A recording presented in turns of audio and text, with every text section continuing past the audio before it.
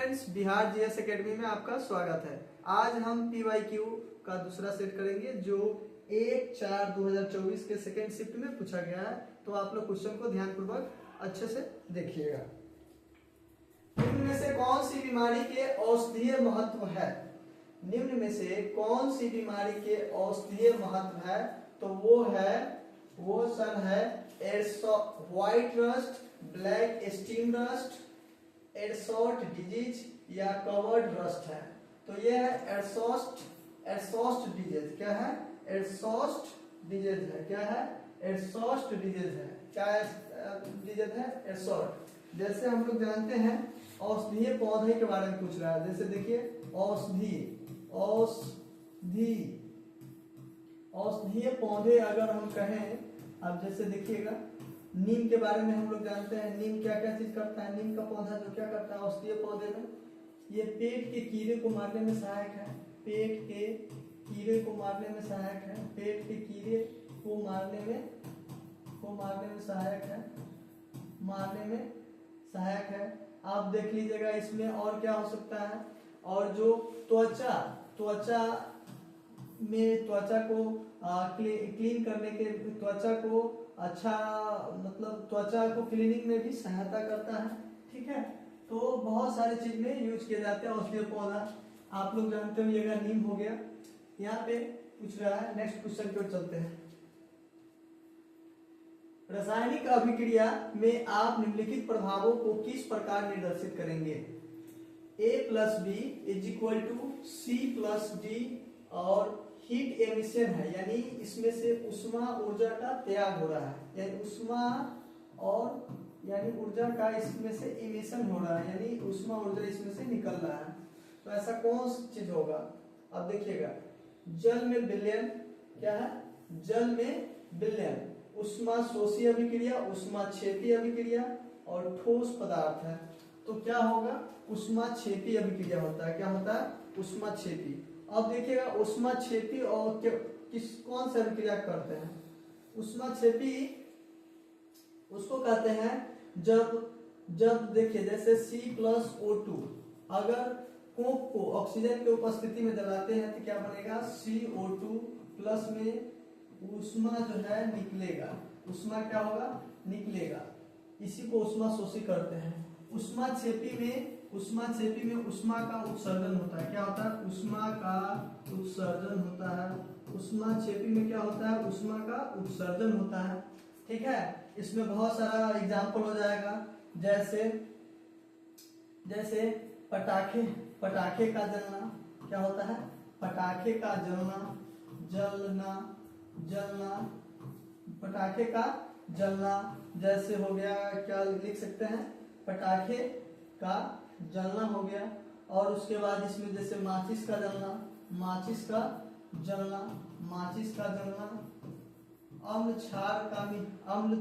अम्ल और क्षार से अभिक्रिया जो होता है, अम्ल और क्षार से जो अभिक्रिया होता है वो भी उष्मा क्षेपी अभिक्रिया ही होता है। जिसमें उष्मा का इमिशन हो, यानी जिसमें उष्मा का उत्सर्जन होगा, जो उष्मा का त्याग होगा, उसको क्या कहेंगे? उष्मा क्षेपी अभिक्रिया कहेंगे। ठीक है, और देख लीजिए इसमें, देखिए जिसमें उष्मा देना पड़ेगा, उष्मा का अवशोषण होगा। क्या होगा? अवशोषण। जिसमें उष्मा का अवशोषण होगा उसे क्या कहेंगे? जिसमें उष्मा का अवशोषण होगा उसे क्या कहेंगे? उष्मा शोषी अभिक्रिया। क्या कहेंगे? उष्मा शोषी अभिक्रिया। जैसे अभी देखिएगा, अगर हम जल को क्या करते हैं, जल का फॉर्मूला क्या होता है? H2O। अगर इसमें हम हीट देते हैं, जल को क्या करते हैं? गर्म करते हैं। क्या करते हैं? गर्म करते हैं, यानी उष्मा दिए तो ये क्या चीज में बदल जाएगा? H2+O2। समझे?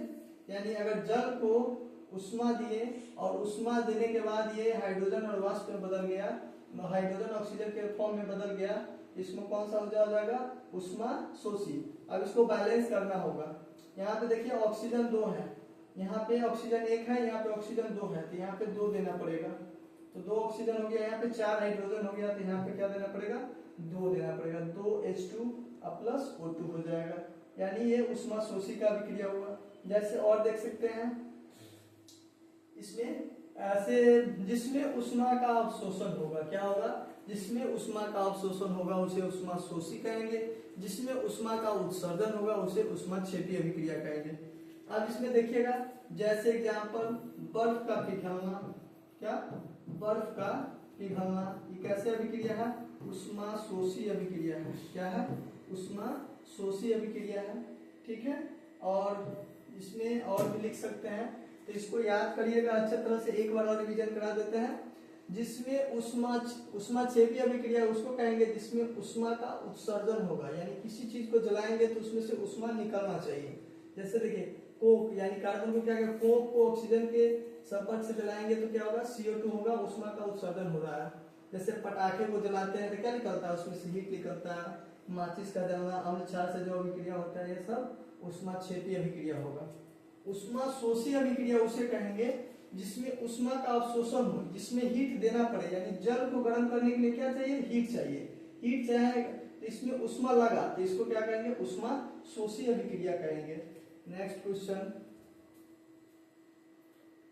एलपीजी में कौन सा हाइड्रोजन मौजूद होता है। देखिए एलपीजी में मुख्यतः प्रोपेन और ब्यूटेन होता है। क्या होता है, प्रोपेन और ब्यूटेन होता है। यहाँ पे देखिए प्रोपेन है, एन ब्यूटेन है और आइसोब्यूटेन है। इनमें से कोई नहीं, ये गलत दिया हुआ है। इसमें क्या होगा, इनमें से सभी होगा। क्या होगा, इनमें से सभी, इनमें से सभी होगा।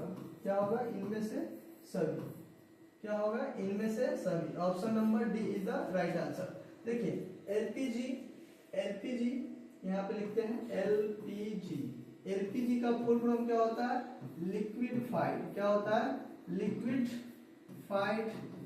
Liquefied petroleum gas. क्या होता है, लिक्विडिफाइड पेट्रोलियम गैस। एलपीजी का फुल फॉर्म क्या होता है, लिक्विडिफाइड पेट्रोलियम गैस। इसमें मुख्य रूप से प्रोपेन और ब्यूटेन रहता है। क्या रहता है, प्रोपेन एंड ब्यूटेन, प्रोपेन और ब्यूटेन। इसमें मुख्य रूप से क्या रहता है, प्रोपेन और ब्यूटेन। प्रोपेन का अगर कोई फॉर्मूला पूछे तो क्या होता है, C3H8 होता है। क्या होता है, C3H8 होता है। ब्यूटेन का फॉर्मूला पूछे C4H10 होता है। क्या होता है, H10। अगर परसेंटेज के मामले में बोले कि प्रोपेन क्या परसेंट होता है एलपीजी में, एलपीजी यानी एलपीजी का मतलब समझे ना, गैस सिलेंडर वाला। कौन वाला, घरेलू जो गैस सिलेंडर होता है, घरेलू गैस सिलेंडर, उसी को एलपीजी कहते हैं, घरेलू गैस सिलेंडर। घरेलू जो होता है उसमें अगर परसेंटेज के बाद कहिएगा तो 60% प्रोपेन होता है और 40% ब्यूटेन होता है। क्या होता है, 40% ब्यूटेन होता है। तो इसमें से देखिएगा एलपीजी में कौन सा हाइड्रोजन मौजूद होता है, तो प्रोपेन भी होता है, इसी का फॉर्म है आइसोब्यूटेन, एन ब्यूटेन, यानी सब होता है। एलपीजी का पूरा नाम क्या होता है, लिक्विफाइड पेट्रोलियम गैस। इसमें मुख्यतः कौन सा गैस होता है, प्रोपेन और ब्यूटेन। प्रोपेन का फॉर्मूला क्या होगा, C3H8। ब्यूटेन का क्या होगा, C4H10 हो जाएगा। और इसमें 60% प्रोपेन रहता है, 40% ब्यूटेन रहेगा। ये घरेलू गैस जो होता है एलपीजी वो होता है। तो इनमें से सभी होगा, D is the right answer. आगे चलते हैं। द्रव का गैस में बदलना क्या कहलाता है। अगर द्रव को गैस में द्रव का गैस में बदलना, यानी द्रव का गैस में बदलना क्या कहलाता है, तो वाष्पीकरण कहलाता है। क्या कहलाता है, वाष्पीकरण, यानी द्रव को गैस में बदलना वाष्पीकरण कहलाता है। अब देखिएगा ऊर्ध्वपातन किसे कहते हैं, ऊर्ध्वपातन दिया हुआ है। Option number A is the right answer. अब इसका एनालिसिस करते हैं। ऊर्ध्वपातन को अंग्रेजी में सब्लिमेशन कहते हैं, सब्लिमेशन। इसी का दूसरा नाम ऊर्ध्वपातन हो गया, इसका इंग्लिश में सब्लिमेशन हुआ। इसे क्या कहते हैं, मतलब सब्लिमेशन हो गया, सब्लिमेशन। यानी वैसे पदार्थ जो सब्लिमेशन उसे कहते हैं जो सीधा ठोस से बिना द्रव में बदले हुए सीधा गैस में परिवर्तन हो जाता है, उसे हम ऊर्ध्वपातन कहते हैं। यानी सीधे ठोस से गैस में परिवर्तित हो जाता है, सीधे ठोस से गैस में परिवर्तित होता है, गैस में सीधे ठोस से गैस में बदलना, उसी को क्या कहते हैं, ऊर्ध्वपातन कहते हैं। क्या कहते हैं, ऊर्ध्वपातन कहते हैं। ऊर्ध्वपातन का एग्जाम्पल जैसे देखिए, जैसे अमोनियम क्लोराइड, क्या ammonium chloride, ammonium ammonium chloride chloride ammonium chloride, इसका फॉर्मूला क्या होता है NH4Cl। अमोनियम क्लोराइड हो गया, कपूर हो गया, कपूर हो गया, नेफ्थलीन हो गया, नेफ्थलीन हो गया, अमोनियम क्लोराइड, कपूर, नेफ्थलीन और आयोडीन लिख लीजिए। मतलब ये सब चीज को अगर गर्म करते हैं तो सीधा ठोस से गैस में बदल जाता है बिना द्रव में आए हुए। तो इसमें अमोनियम क्लोराइड हो गया, कपूर हो गया, नेफ्थलीन हो गया, आयोडीन होगा। उसका एग्जाम में कि निम्नलिखित में से कौन सा उत्पादित पदार्थ है, तो इसमें से कोई ऑप्शन दे देगा, आपको टिक आउट करना रहेगा। तो अमोनियम क्लोराइड हो गया, कपूर हो गया, नेफ्थलीन हो गया, आयोडीन हो गया, ये सभी ऊर्ध्वपातन है, यानी सीधा ठोस से किस में बदल जाना, गैस में बदल जाना, उसी को हम सब्लिमेशन कहते हैं। नेक्स्ट यहाँ पे देखिएगा विसरण। विसरण बहुत समझने वाला चीज है।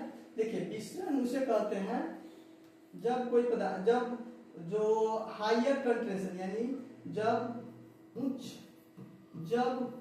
सांद्रता से निम्न सांद्रता की ओर, जब उच्च सांद्रता से निम्न सांद्रता की ओर, जब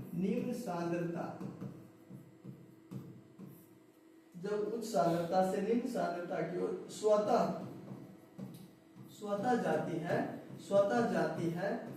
जाती है, उसी को हम क्या कहते हैं, विसरण कहते हैं। उसी को क्या कहते हैं, विसरण कहते हैं। क्या कहते हैं, विसरण। यानी शॉर्टकट में समझिएगा था, हायर कंसंट्रेशन से लोअर कंसंट्रेशन की ओर जब तक जाता है जब तक कि इक्वल नहीं हो जाए। जैसे मान लीजिए 2 बिलियन है, क्या है 2 बिलियन है, 2 बिलियन है, एक 4 लीटर, एक मान लीजिए 10 लीटर का बिलियन है, एक 10 लीटर का बिलियन है और एक 5 लीटर का बिलियन है, एक 5 लीटर का बिलियन है। ये 10 लीटर जब तक इसमें जाएगा, 5 लीटर जब तक इसमें जाएगा, जब तक कि दोनों बराबर नहीं हो जाए, जब तक कि 5 लीटर का बिलियन और 5 लीटर का बिलियन नहीं हो जाए, उसी को हम विसरण कहते हैं, मतलब स्वतः फैल जाना। अब इसमें देखिएगा, जैसे एग्जांपल देखिएगा, जैसे खाना बनाने के दौरान दूर दूर तक सुगंध जाना, दूर दूर तक क्या जाना, सुगंध जाना, दूर दूर तक सुगंध जाना। ये किसका उदाहरण है, मिश्रण का। जैसे और देखिए एग्जांपल नंबर 1, जैसे देखिए इत्र के बोतल खोलने पर, इत्र के बोतल दूर दूर तक सुगंध आना। जैसे देखिएगा इत्र के बोतल, इत्र यानी सेंट वाला, इत्र के बोतल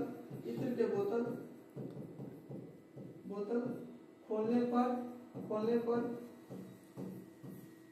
पूरी तरह,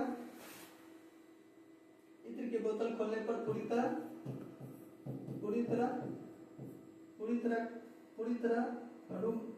तरह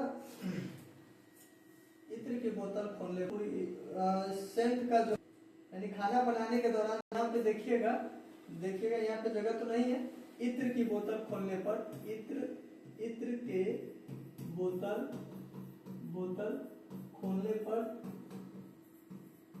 पर पूरे तरह फैल जाना।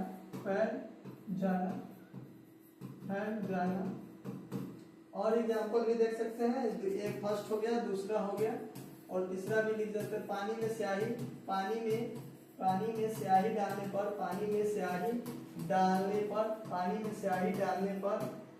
स्याही डालने पर पूरे तरह फैल जाना। ये सभी विसरण का एग्जांपल है। विसरण मतलब कहने का सेंस हो गया, देखिएगा सबसे अच्छा क्वेश्चन विसरण वाला था, जिसको डिफ्यूजन कहते हैं, यानी उच्च सांद्रता से निम्न सांद्रता तक जब तक जाता है जब तक कि दोनों इक्वल नहीं हो जाए। अगर कोई 10 लीटर का विलयन है, 5 लीटर का विलयन है, 10 लीटर वाला 5 लीटर में जब तक जाएगा higher concentration to lower concentration, जब तक जाएगा जब तक कि दोनों का बराबर नहीं हो जाए, दोनों का विलयन समान नहीं हो जाए। तो इसी प्रकार जैसे हम लोग खाना बनाते हैं, सुगंध दूर दूर तक जाता है और इत्र के बोतल खोलने पर पूरे तरह से फैल जाता है, पानी में स्याही डालने पर, यह सभी विसरण का एग्जाम्पल है। नेक्स्ट क्वेश्चन, निम्नलिखित में से कौन सा कवक के उदाहरण है? कवक का उदाहरण है टॉड स्टूल, पुकिनिया, क्या है? पुकिनिया है, क्या है? पुकिनिया। और टॉड स्टूल भी है, टॉड स्टूल और ईस्ट है, ये सभी है। कवक के उदाहरण क्या है? ये सभी है, क्या है? ये सभी है। अब कवक के बारे में कुछ जान लेते हैं। देखिए कवक में सबसे फर्स्ट काम, कवक जो है कवक में क्लोरोफिल नहीं पाया जाता है। क्या नहीं पाया जाता है? फिल नहीं पाया जाता है। कवक में क्या नहीं पाया जाता है? क्लोरोफिल नहीं पाया जाता है। उसके बाद कवक जो होता है एक कोशिकीय होता है। कवक एक कोशिकीय यानी यूनिसेलर होता है। क्या होता है? यूनिसेलर। कवक एक कोशिकीय होता है। कवक एक, देखिएगा एक बार फिर लिख देते हैं। कवक में क्लोरोफिल नहीं पाया जाता है। क्लोरोफिल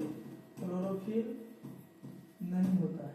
कवक में क्लोरोफिल नहीं होता है, नहीं पाया जाता है। कवक एक कोशिकीय होता है। कवक एक कोशिकीय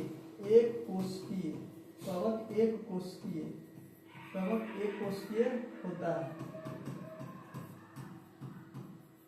ठीक है। कवक जो है शैवाल पर निर्धारित रहते हैं। कवक जो है शैवाल पर, कवक जो है इसको ऐसे भी लिख सकते हैं। ठीक है। कवक और शैवाल मिलकर लाइकेन बनाते हैं। क्या बनाता है? कवक और शैवाल मिलकर क्या बनाते हैं? लाइकेन। क्या बनाते हैं? लाइकेन। शैवाल में क्लोरोफिल होता है, ये भोजन बनाता है, इसको भी मिलता है, इसको भी फायदा होता है, दोनों आदमी को होता है। कवक में क्या होता है? लाइकेन पाया जाता है। अब देखिए कवक जो होता है इसको अंग्रेजी में क्या कहते हैं? फंगी कहते हैं। क्या कहते हैं? फंगी। अब देखिए कवक से होने वाले जो भी रोग है उसके बारे में लिख देते हैं। कवक से होने वाले रोग। अब देखिए कवक से होने वाले रोग को याद नहीं करना है। जितना भी शरीर में दांत, खाज, खुजली, जितना भी खुजली वाला सब होगा वो सब कवक के ही कारण होता है। किसके कारण? कवक के लिए। दांत हो गया, खाज, खुजली, ये सभी जो है कवक के कारण ही होता है। ठीक है। नेक्स्ट क्वेश्चन की ओर चलेंगे। यानी कवक में क्या नहीं पाया जाता है? क्लोरोफिल नहीं पाया जाता है। कवक और शैवाल के मिलने से क्या बनता है? लाइकेन बनता है। कवक से होने वाला रोग में दांत, खाज, खुजली सब होता है। नेक्स्ट, जल प्रदूषण का सामान्य संकेतक जीव कौन है? जल प्रदूषण का सामान्य संकेतक जीव कौन है? तो ये है एंटमीबा हिस्टोरिका। ये तो हो जाता है, ये नहीं है लेमु पौधा, जलकुंभी, एस्केरिया और कोलाई, ये होता है। एस्केरिया, ये कोलाई, ये होता है। ये जलीय जीव, जो जल में पाया जाने वाला जीव, जलीय जीव है। जिस जल में पाया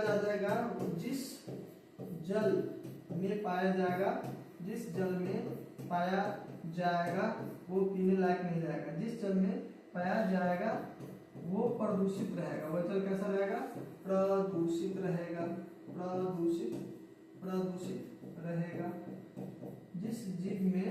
जिस जल में जो है एसेरिकिया कोलाई जो जिसमें होगा वो जल कैसा रहेगा? प्रदूषित रहेगा। ठीक है। अब देखिएगा और क्वेश्चन, तो ये इसमें क्या हो गया? एस्चेरिचिया कोलाई हो जाता है। ठीक है। एंटमीबा हिस्टोरिका क्या होता है? ये पेट में पाए जाने वाले जीवाणु, ये आंत में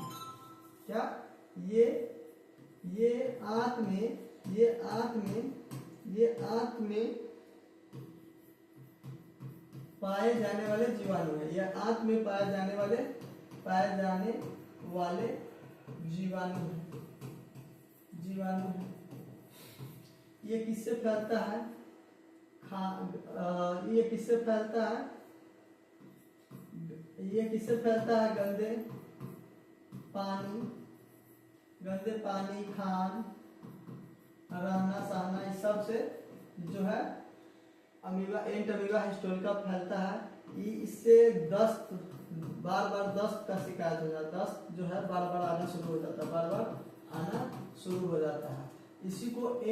इसी को अमीबा पेचिस के नाम से भी जाना जाता है, अमीबा पेचिस के भी नाम से जाना जाता है, अमीबा पेचिस के नाम से भी जाना जाता है। क्या बार बार दस्त आने वाली बीमारी को है अमीबा पेचिस, जो कि एंटोमीबा हिस्टेरिका के द्वारा होता है। ये आंत में पाए जाने वाले जीवाणु है, ठीक है। और जिस जल में एसेरिकिया कोलाई पाया जाएगा वो कैसा होगा, जलीय जीव है, वो प्रदूषित रहेगा, वो पीने लायक पानी नहीं रहेगा। नेक्स्ट, सबसे छोटी अंतःस्रावी ग्रंथि कौन है? सबसे छोटी अंतःस्रावी, देखिए यहाँ पे अंतःस्रावी बोला है, यानी इसके बारे में सबसे छोटी मस्तिष्क ग्रंथि अगर पूछेगा तो प्यूटरिटरी होगा, लेकिन सबसे छोटी अंतःस्रावी पूछा है, ये भी मस्तिष्क में होता है, तो पीनियल ग्रंथि हो जाएगा। इसमें हो जाएगा, ये पीनियल ग्रंथि हो जाएगा। ये जो है पीनियल ग्रंथि ये जो है मस्तिष्क के बीचों बीच में पाया जाता है, मस्तिष्क के बीच में पाया जाता है, मस्तिष्क के बीच में पाया जाता है। मस्तिष्क के बीच में मटर के दाने के आकार का होता है, किसके दाने के? मटर के दाने के आकार का होता है, मटर के दाने के आकार का होता है, दाने के आकार का होता है, मटर के दाने के आकार के, मटर के दाने के आकार, ये मस्तिष्क के बीच में मटर के दाने के आकार का होता है। और ये मेलाटोनिन नामक हार्मोन स्रावित करता है, मेलाटोनिन नामक हार्मोन स्रावित करता है, मेलाटोनिन नामक हार्मोन जो है स्रावित करता है, मेलाटोनिन नामक हार्मोन स्रावित करता है, मेलाटोनिन नामक हार्मोन स्रावित करता है। और ये मस्तिष्क के बीच में पाया जाता है, मटर के दाने का आकार होता है, पीनियल ग्रंथि। और मेलाटोनिन नामक हार्मोन, मेलाटोनिन जो है ये आदि नींद और जागने में सहायता प्रदान करता है, नींद और जागने में मेलाटोनिन नामक हार्मोन नींद और जागने में सहायक प्रदान करता है। क्या करता है? सहायक प्रदान करता है, सहायक प्रदान करता है। अब देखिए, एड्रेनलिन ग्रंथि को इमरजेंसी ग्लैंड भी कहते हैं, इमरजेंसी ग्लैंड भी कहते हैं। इसी को क्या कहते हैं? लरो या उरो हार्मोन कहते हैं, लरो और उरो हार्मोन कहते हैं, और उरो हार्मोन कहते हैं। इसी को क्या कहते हैं? फाइट एंड फ्लाई कहते हैं। क्या कहते हैं? फाइट एंड फ्लाई कहते हैं, फाइट एंड फ्लाई कहते हैं। अब देखिएगा, आप पिट्यूटरी ग्लैंड के बारे में देख लीजिए। पिट्यूटरी ग्लैंड मानव मस्तिष्क का, इसे मास्टर ग्लैंड भी कहते हैं। क्या कहते हैं? मास्टर ग्रंथि भी कहते हैं, पिट्यूटरी ग्रंथि का मास्टर ग्रंथि भी कहते हैं। तो इतना सारा क्वेश्चन जो हम एक क्वेश्चन के सहारे बताते हैं, अच्छे से देखिएगा। अगर रोज डिस्कशन देखते हैं तो 20 में से 20 क्वेश्चन आपका सही होगा, 100%।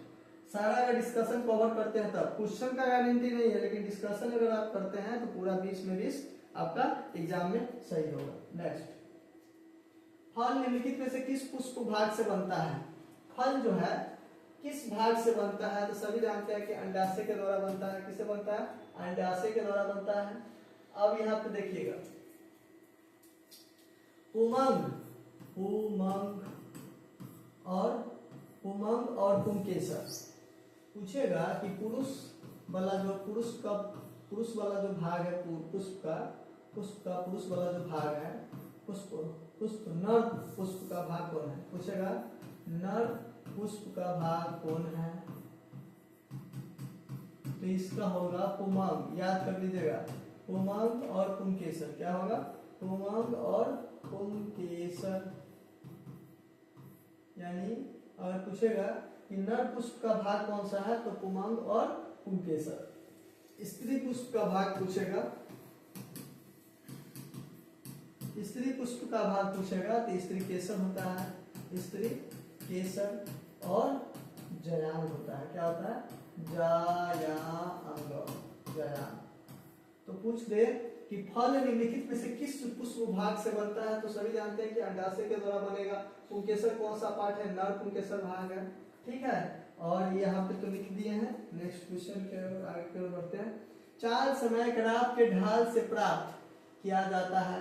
अब देखिए चाल समय ग्राफ ढाल, चाल समय ग्राफ का ढाल कैसे बनेगा, ठीक है, ध्यान से ऐसे करिए, ये भी हो गया और टी हो गया, यहाँ पे कोई थीटा एंगल बनेगा।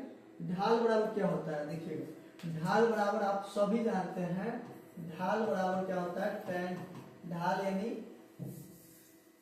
यानी स्लोप, क्या ढाल यानी स्लोप, स्लोप मतलब tan थीटा, tan थीटा क्या होता है, ढाल यानी स्लोप यानी tan थीटा, tan थीटा बराबर क्या होता है लंब बटा आधार, क्या होता है लंब बटा आधार होता है, क्या होता है लंब बटा आधार, यानी लंब कितना है v, मतलब आधार क्या है t, ठीक है। अब यहाँ पे देखिएगा तय की गई दूरी किसको दर्शाता है, अब देखिए त्वरण बराबर क्या फॉर्मूला होता है, त्वरण बराबर जो होता है क्या फॉर्मूला होता है, वेग में परिवर्तन के दर को क्या कहते हैं त्वरण कहते हैं। अब देखिए यहाँ पे क्या हो गया v बाई टी है, यानी वेग में परिवर्तन विथ रेस्पेक्ट टू टाइम, यानी एक्सेलरेशन हो जाएगा, यानी क्या हो जाएगा एक्सेलरेशन यानी त्वरण हो जाएगा, यानी चाल समय ग्राफ के ढाल से प्राप्त किया जाता है, तो क्या होगा v बाई टी जब भी रहेगा तो त्वरण होगा, ठीक है। अब देखिए चाल और समय है तो ऐसे भी यहाँ पे लिख दिए हैं v बाई टी होगा, tan थीटा लंब बटा आधार होता है v बाई टी होगा, और त्वरण क्या होता है वेग में परिवर्तन के दर को क्या कहते हैं त्वरण कहते हैं। अब यहाँ पे देखिएगा तो v बटा टी हो गया तो त्वरण हो गया। अब देखिएगा नेक्स्ट क्वेश्चन एक्सप्लेनेशन करते हैं, विस्थापन, दो बिंदुओं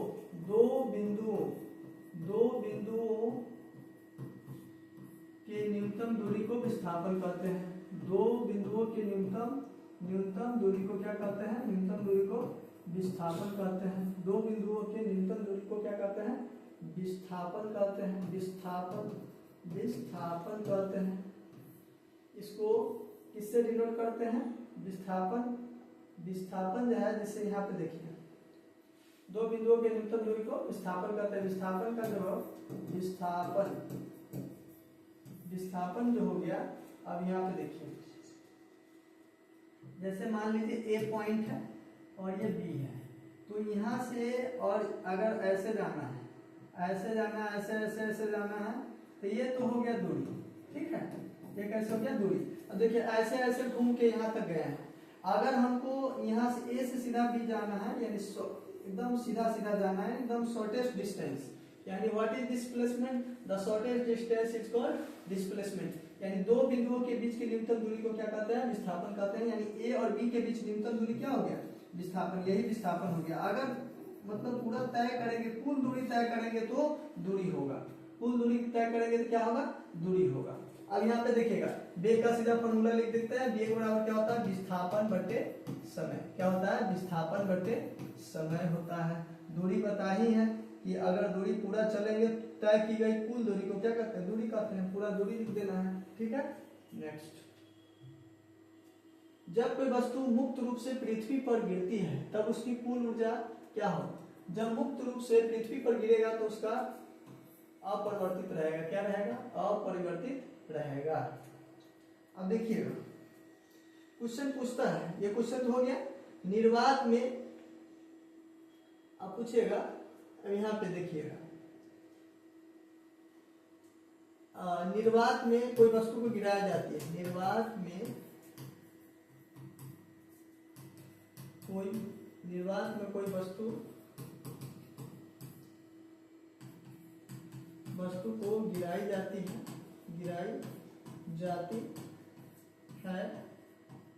निर्वात में कोई वस्तु को गिराई जाती है तो भारहीनता महसूस करेगा, भारहीनता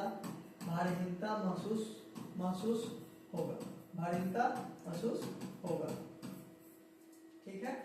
नेक्स्ट क्वेश्चन, नियत ताप एक निश्चित गहराई में इनमें से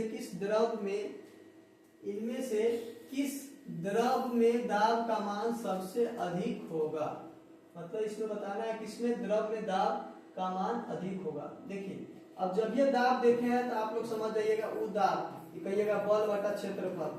अब बताइए ये द्रव में दाब है, ये वाला दाब ये नहीं है, समझे।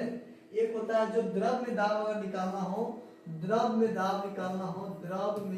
दाब यानी पानी वाला, द्रव में दाब, द्रव में दाब, यानी इसको P से डिनोट करेंगे, किससे? प्रेशर यानी दाब।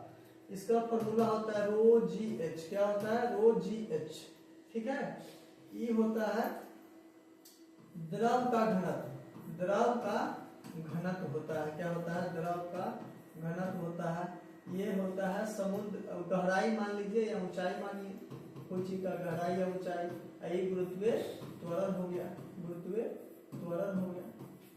अब मेरे कहने का मतलब है P बराबर रो जी एच होगा। ठीक है।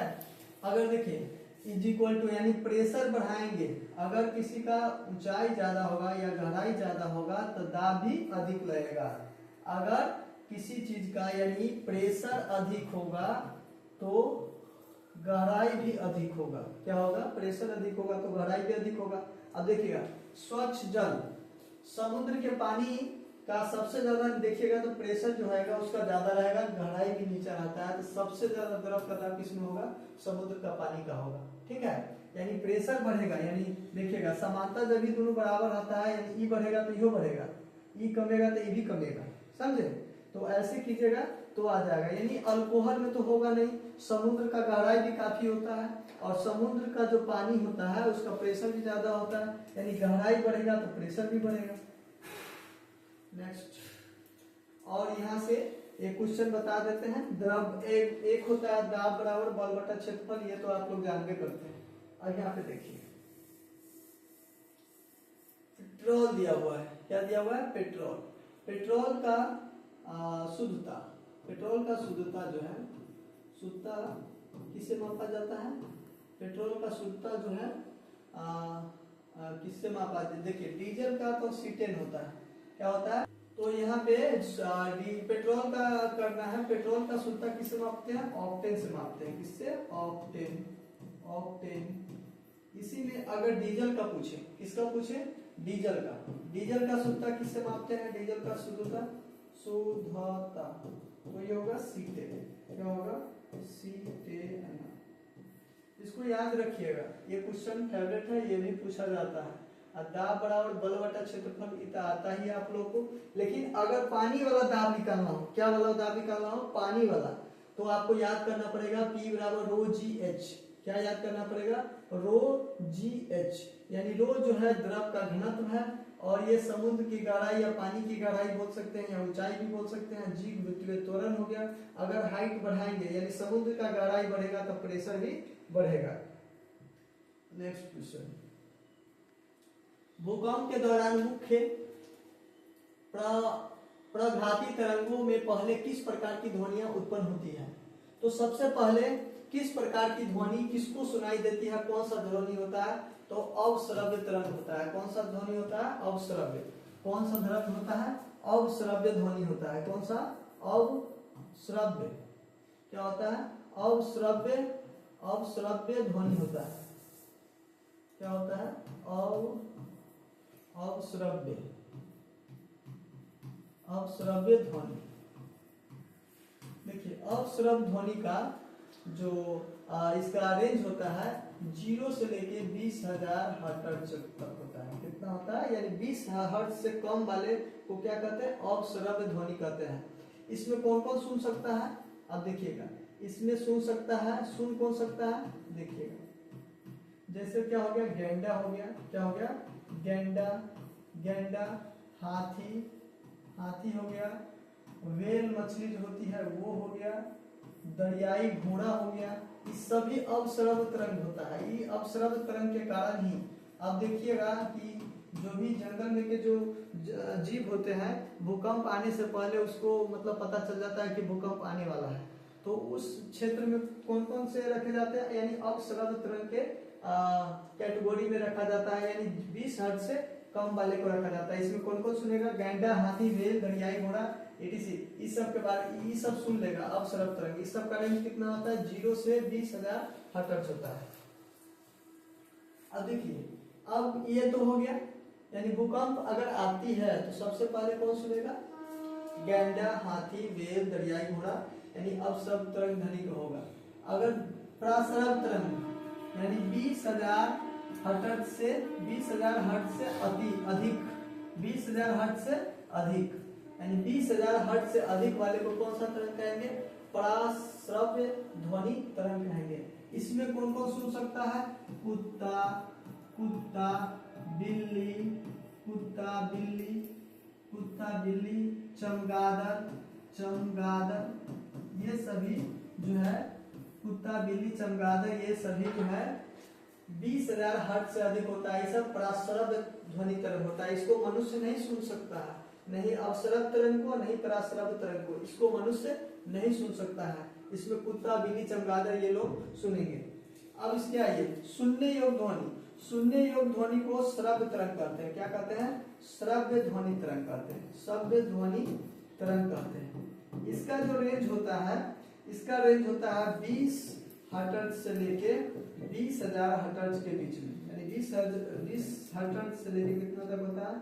20,000 हर्ट्ज के बीच में होता है। इसमें मानव, इसको मानव सुन सकता है। कौन सुन सकता है? मानव इसको सुन सकता है, मानव सुन सकता है, यानी मानव सुन सकता है। देखिए हम पूरा श्रव्य चैप्टर ही खत्म कर दिए। क्या खत्म कर दिए? श्रव्य चैप्टर। यानी इससे एक क्वेश्चन रहना तय है, या पूछ देगा कि पराश्रव्य ध्वनि का मतलब रेंज क्या है, यानी परिसर क्या है, यानी 20 हर्ट्ज तक रहता है, 20 हर्ट्ज से ऊपर रहता है। श्रव्य ध्वनि के पूछना है तो पूछेगा 20 हर्ट्ज से लेकर 20,000 हर्ट्ज के बीच में, जिसको मानव सुन सकता है। अब श्रव्य ध्वनि तरंग का पूछेगा, यानी 20 हर्ट्ज से कम वाले का होगा। नेक्स्ट, दक्षिण भारत के तटवर्ती क्षेत्रों में जाड़ों के दिनों में होने वाली वर्षा का मुख्य कारण क्या है? यानी दक्षिण भारत के तटवर्ती क्षेत्रों में के दिनों में होने वाले वर्षा का मुख्य कारण क्या है? अब चलिए थोड़ा मैप को, दक्षिण भारत समझ में आएगा, मैप की ओर चलते हैं। मैप वाला क्वेश्चन है, ये देखिए मान लीजिए, ठीक है। यहाँ पे तमिलनाडु पड़ता है। क्या पड़ता है? तमिलनाडु। तमिलनाडु, केरल, कर्नाटका, गोवा, महाराष्ट्र और गुजरात। गोवा बीच में आता है, ठीक है। केरल, कर्नाटक, गोवा, महाराष्ट्र, गुजरात। यहाँ पे तमिलनाडु, आंध्र प्रदेश, उड़ीसा और यहाँ पे वेस्ट बंगाल है। क्या पे है? वेस्ट बंगाल है। तो दक्षिण भारत के तटवर्तीय क्षेत्रों में, दक्षिण भारत इधर नीचे आता है, ठीक है। तटवर्ती क्षेत्रों में दौरान होने वाली वर्षा का मुख्य कारण क्या है? अब देखिए इधर तो कहते हैं उत्तर पूर्वी, इसको क्या कहते हैं? तो इसको कहते हैं उत्तर पूर्वी, उत्तर पूर्वी, उत्तर पूर्वी। इसको कहते हैं दक्षिण पश्चिम, दक्षिण पश्चिम। अब देखिएगा दक्षिण भारत के तटवर्ती क्षेत्रों में जाड़ों के दिनों में होने वाली वर्षा का मुख्य कारण क्या है? तो दक्षिण भारत में लौटते हुए मानसून के कारण वर्षा होता है। किसके कारण? लौटते हुए मानसून के, क्योंकि दक्षिण पश्चिम मानसून से शुरू होता है और ऐसे वर्षा होता है। पहले इधर होता है, तब इधर होता है, यानी शुरू कहाँ पे होता है? लौटते मानसून। लौटते मानसून का दूसरा नाम क्या है? उत्तर पूर्वी मानसून। क्या है? उत्तर पूर्वी मानसून, उत्तर पूर्वी मानसून। लौटते हुए मानसून का दूसरा नाम क्या है? उत्तर पूर्वी मानसून। अब देखिएगा सबसे पहले जो मानसून कहाँ से शुरू होता है? दक्षिण पश्चिम मानसून से शुरू होता है, जो कि 1 जून को शुरू होता है। और ये यहाँ से तमिलनाडु, केरल, कर्नाटक, गोवा, महाराष्ट्र, गुजरात, जो कि पश्चिमी घाट से शुरू होता है, ठीक है। और दक्षिण पश्चिम से शुरू होता है। और सबसे ज्यादा अगर बारिश मानसून होता है 75% जो है दक्षिण पश्चिम मानसून के कारण ही वर्षा होती है, ठीक है। पूछेगा कि केरल, कर्नाटक, गोवा, महाराष्ट्र, गुजरात यानी पश्चिमी घाटों पर कौन मानसून के कारण होता है? तो दक्षिण पश्चिम मानसून के कारण होता है। अगर लौटती मानसून पूछेगा तो पूर्वी घाट के कारण होगा, ठीक है। और एक क्वेश्चन पूछ लेते हैं। टोटल कितने राज्य जो समुद्र सीमा से जुड़े हुए हैं? तो 9 राज्य है कुल। देखिएगा कितने राज्य जुड़े हुए हैं? 9 राज्य। केरल, कर्नाटक, गोवा, महाराष्ट्र, गुजरात, तमिलनाडु, आंध्र प्रदेश, उड़ीसा, वेस्ट बंगाल। 1 2 3 4 5 6 7 8 9, यानी टोटल समुद्र से जुड़े राज्य 9 है। 9 है जो पूरे बाउंड्री काटे पाते हैं। 9 राज्य जो है समुद्र से जुड़ा हुआ है। 9 राज्य समुद्र से जुड़ा हुआ है, समुद्र से जुड़ा हुआ है, जुड़ा हुआ है। कितना राज्य? 9 राज्य जो है समुद्र से जुड़ा हुआ है। अब देखिएगा लौटती मानसून जो हैगा, लौटी मानसून है, उत्तर पूर्वी मानसून है, उधर कोई साइड से होगा। शुरू किससे होता है? दक्षिण पश्चिम मानसून के कारण शुरू होता है। नेक्स्ट क्वेश्चन, वायु प्रदूषण मानक का कौन सा अंग सर्वाधिक प्रभावित होता है? वायु प्रदूषण यानी एयर पोल्यूशन, एयर पोल्यूशन से सबसे ज्यादा क्या प्रभावित होगा? तो फेफड़ा होगा। सबसे ज्यादा वायु प्रदूषण से अगर कोई प्रभावित होगा तो फेफड़ा होगा सर। फेफड़ा क्या होगा? फेफड़ा होगा। क्या होगा? फेफड़ा होगा। मस्तिष्क, अब देखिएगा किडनी जो होता है, अब यहाँ पे देखिए मानव में दो किडनी होते हैं, दो किडनी होते हैं।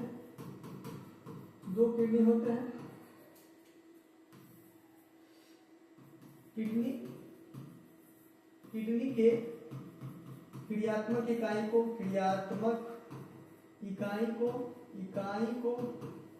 किडनी की क्रियात्मक इकाई को क्या कहते हैं? नेफ्रॉन कहते हैं। क्या कहते हैं? नेफ्रॉन कहते हैं। क्या कहते हैं? नेफ्रॉन। उसके बाद नेक्स्ट क्वेश्चन, और किडनी की क्रियात्मक इकाई को क्या कहते हैं? नेफ्रॉन कहते हैं। दो किडनी होता है। मस्तिष्क मास्टर ग्लैंड जो है, मास्टर ग्लैंड जो है, पिट्यूटरी ग्लैंड को कहते हैं। पिट्यूटरी ग्लैंड को भी कहते हैं। ठीक है। नेक्स्ट, कार्टून नहीं है दोस्तों, ये टाइपिंग में गड़बड़ हो गया है। क्योटो है। क्या है? Kyoto protocol.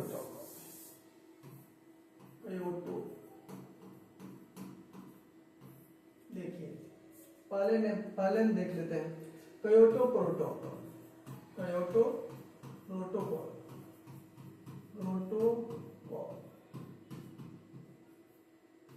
ये सन 1997 में लाया गया था, और ये मुख्य रूप से ग्लोबल वार्मिंग यानी जलवायु ग्रीन हाउस गैस, इसमें ग्लोबल वार्मिंग यानी green house gas, green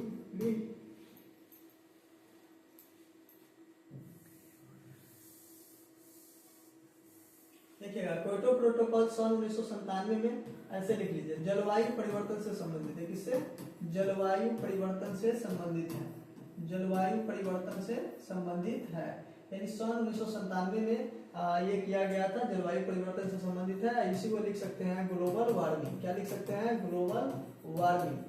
global warming का मतलब होता है कि जो हम लोग क्या कहते हैं, मतलब वायुमंडल में CO2 का मात्रा अधिक हो जाना, ठीक है, बर्फ का पिघल जाना, बर्फ का जो ग्लेशियर होता है अधिक, मतलब क्या कहते हैं, बर्फ का जो ग्लेशियर होता है पिघलना, समुद्र का लहर का मतलब तेज हो जाना, ये सब ग्लोबल वार्मिंग होता है। ठीक है, तो यहाँ पे है क्योटो प्रोटोकॉल का सर्वे का मुद्दा क्या था? तो जलवायु परिवर्तन से था। ठीक है, नेक्स्ट क्वेश्चन की ओर चलते हैं। मानवाधिकार है, मानवाधिकार दिवस कब मनाया जाता है? अब इससे याद कर लीजिए, मानवाधिकार दिवस 10 दिसंबर को मनाया जाता है। कब? 10 दिसंबर को मनाया जाता है। नेक्स्ट, कुडुनकुलम नाभिकीय ऊर्जा केंद्र भारत के किस राज्य में है? देखिए, कुडनकुलम नाभिकीय ऊर्जा केंद्र भारत के किस राज्य में है? कुडनकुलम जो कि तमिलनाडु में है। यह सन 2030 में परमाणु ऊर्जा जो संयंत्र बना था, 2013 में, 30 में नहीं। कुडनकुलम नाभिकीय ऊर्जा केंद्र भारत के किस राज्य में अवस्थित है? तो तमिलनाडु में अवस्थित है। किसमें अवस्थित है? तमिलनाडु में। अब देखिएगा, सबसे पहला, अब लिखेंगे सबसे पहला क्वेश्चन है, फेवरेट है, पूछा जाता है। सबसे पहला परमाणु ऊर्जा संयंत्र कौन था? परमाणु ऊर्जा, सबसे पहला परमाणु ऊर्जा केंद्र कौन था? तो तारापुर महाराष्ट्र का था। किसका था? तारापुर महाराष्ट्र। ये कब बना था? ये सन 1969 में बना था। कितना में बना था? सन 1969 में तारापुर महाराष्ट्र बना हुआ था। अब इसी से पूछ लेगा नरौरा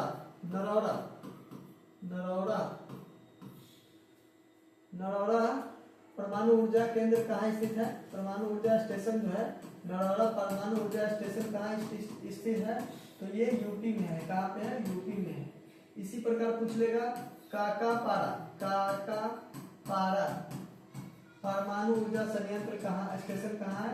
काका पारा परमाणु ऊर्जा स्टेशन कहाँ है? तो गुजरात में है। कहाँ पे है? गुजरात में है। कहाँ पे है? गुजरात में है। तो ऐसे ही याद कर लीजिएगा 4-5 इंपॉर्टेंट जो होगा। नेक्स्ट, किसी परिपथ का वह गुण जो विद्युत ऊर्जा को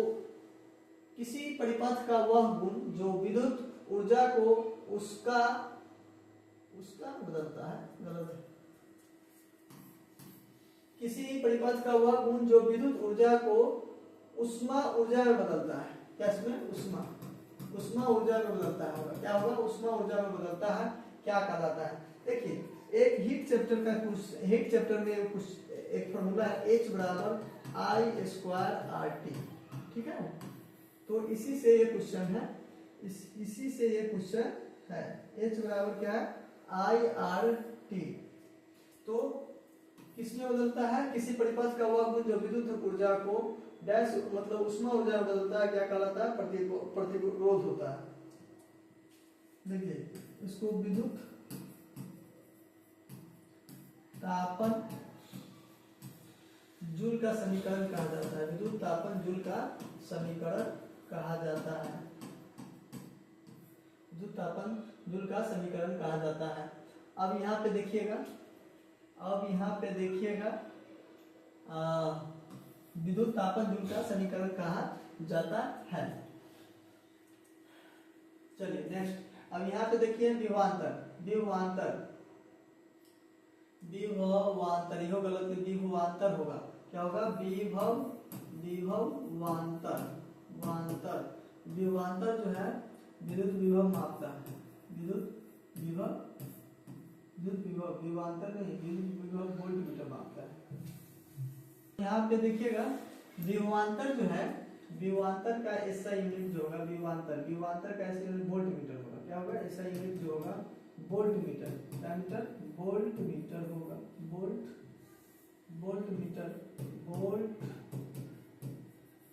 वोल्टमीटर होगा। विभवांतर का ऐसा यूनिट क्या होगा? वोल्टमीटर। धारा यानी करंट, क्या? करंट यानी विद्युत धारा का ऐसा मात्रा क्या होता है? अमीटर होता है। क्या होता है? अमीटर होता है। विद्युत धारा का ऐसा मात्रा क्या होता है? अमीटर होता है, ठीक है। और शक्ति बराबर क्या होता है? P बराबर कार्य बट्टा समय। क्या होता है? कार्य बट्टा समय होता है। कार्य का ऐसा मात्रा क्या होता है? यानी इसको इंग्लिश में क्या लिख सकते हैं? P बराबर W/T। क्या लिख सकते हैं? P बराबर W/T, ठीक है। अब अभी इसका निकाल लेंगे, अपना हो जाएगा। यानी कार्य बराबर पूछे तो मतलब शक्ति बराबर पूछेगा तो कार्य बटा समय यानी W/T हो जाएगा। शक्ति, प्रतिरोध इसका हो गया, और विभवांतर कैसा मतलब वोल्ट हो गया। नेक्स्ट, विद्युत परिपथ में प्रवाहित धारा विद्युत परिपथ में प्रवाहित धारा का यंत्र कौन सा है? विद्युत धारा का मापन में यदि प्रवाहित धारा का मापन यंत्र कौन सा? अमीटर है। अभी बताया तो थोड़ा देर पहले, अमीटर हो जाएगा। अब यहाँ पे देखिए गैल्वेनोमीटर विद्युत धारा की तीव्रता और दिशा बताने के लिए, विद्युत धारा की तीव्रता और दिशा बताने के लिए,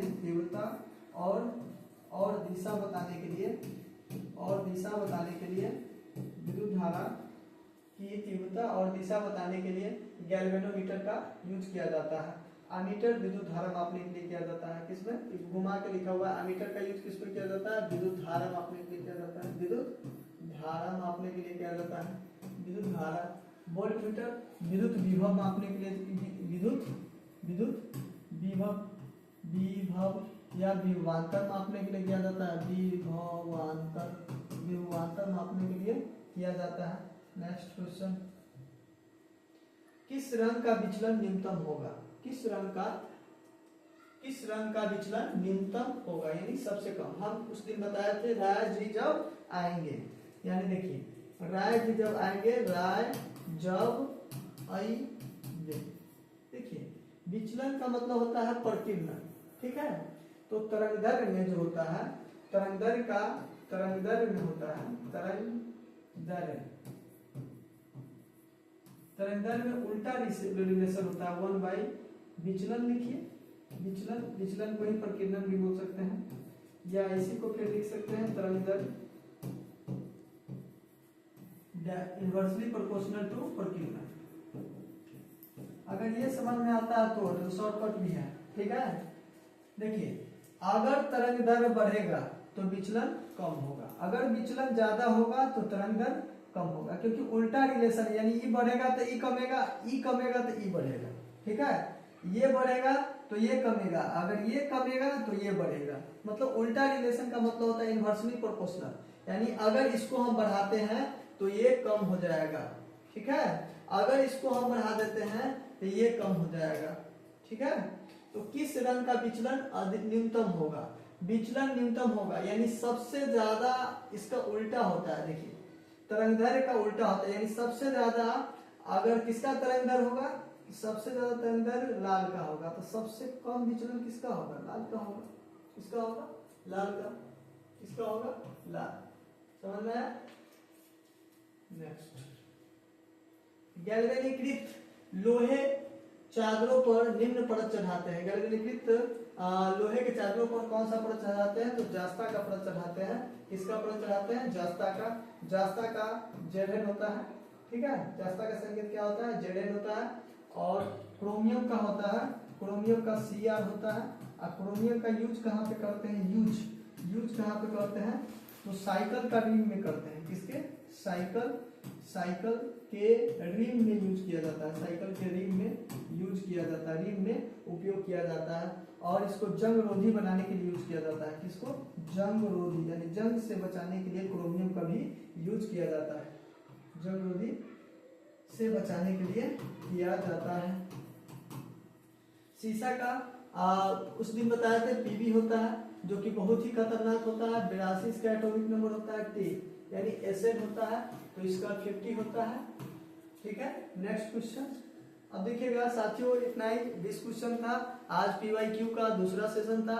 आप लोग प्लीज सब्सक्राइब कीजिएगा और लाइक कीजिएगा, और मेरे टेलीग्राम बिहार GS एकेडमी को भी आप सब्सक्राइब कीजिएगा, लिंक मैं डलवा दूंगा, ठीक है। Thank you, okay.